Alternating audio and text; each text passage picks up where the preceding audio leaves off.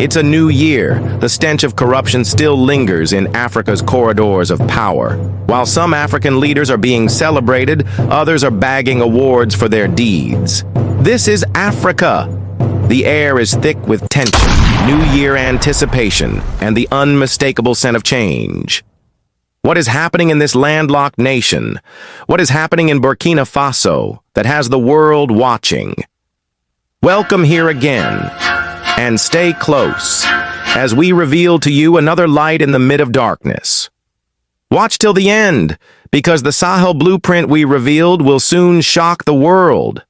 2 African presidents living in luxury while their people struggle. Private jets, fancy parties, million-dollar trips, all while regular folks can't afford bus fare. Sounds crazy, right? Well, that's exactly what happened in 2024. And people aren't staying quiet about it anymore. The world just named its most corrupt leaders of 2024. And guess what?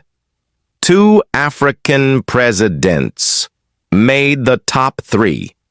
Kenya's William Ruto and Nigeria's Bola Tinubu. But here's the real shocker. It wasn't some small group making these claims.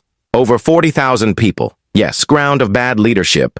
President Ibrahim Traoré is rewriting what it means to lead. Where others exploit, he builds. Where others seek personal gain, he fights for his people.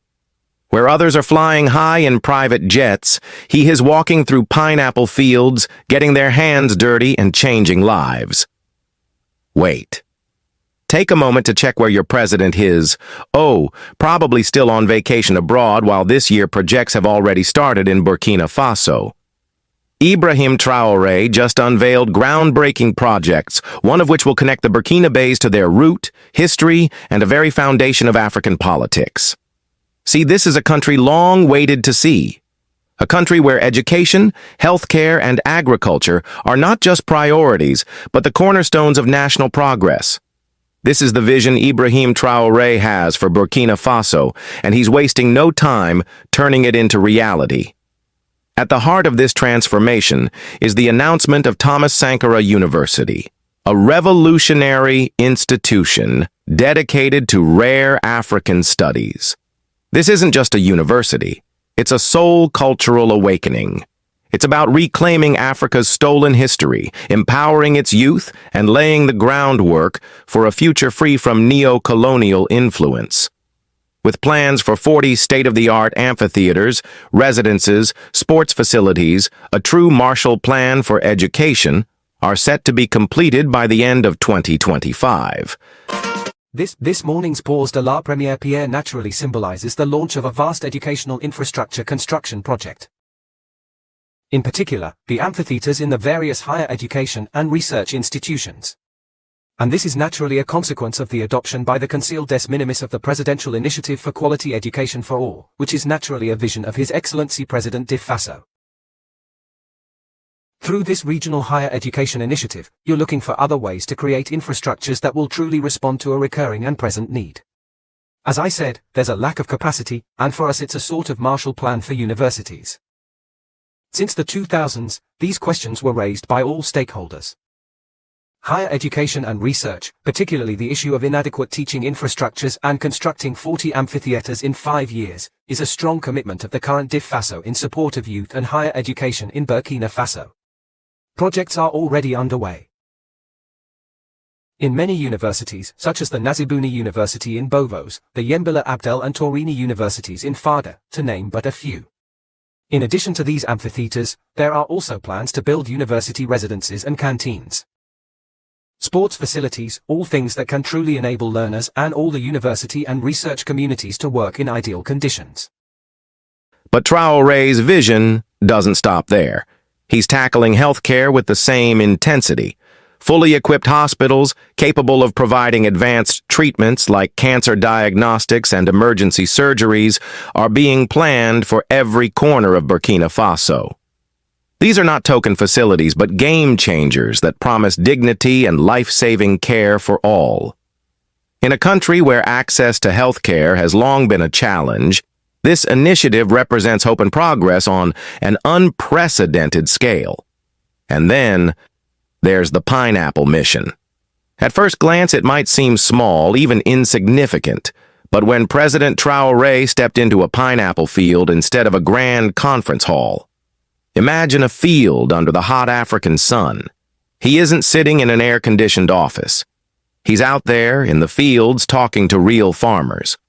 Why? Because he knows something most leaders forget. Real change doesn't start in fancy buildings. It starts in the soil, in a soil where revolution is growing. He made a statement that resonated far beyond Burkina Faso's borders. Pineapples, resilient and adaptable, are a metaphor for his people. Do you know in Burkina Faso, 8 out of 10 people depend on farming to live? That's not just a number. That's millions of families hoping each seed they plant will help their kids go to school, get medicine when they're sick, or just have enough food on the table. But farming here isn't easy. The sun burns hot. Rain comes when it wants to, and most farmers are using tools their grandparents used. But the time is here. The initiative isn't just about growing fruit. It's about transforming agriculture. Farmers are experimenting with advanced irrigation techniques, organic fertilizers, and innovative farming methods. These efforts are turning agriculture into a force for national development, proving that with the right tools and leadership, even the harshest environments can yield prosperity. To tell you, this is just one example of this vision in action. These fields are not just producing fruit, they're producing hope. Farmers are no longer just surviving. They're thriving. With advanced techniques and collaborative efforts, they're turning agriculture into a pillar of economic growth. And the ripple effects are undeniable.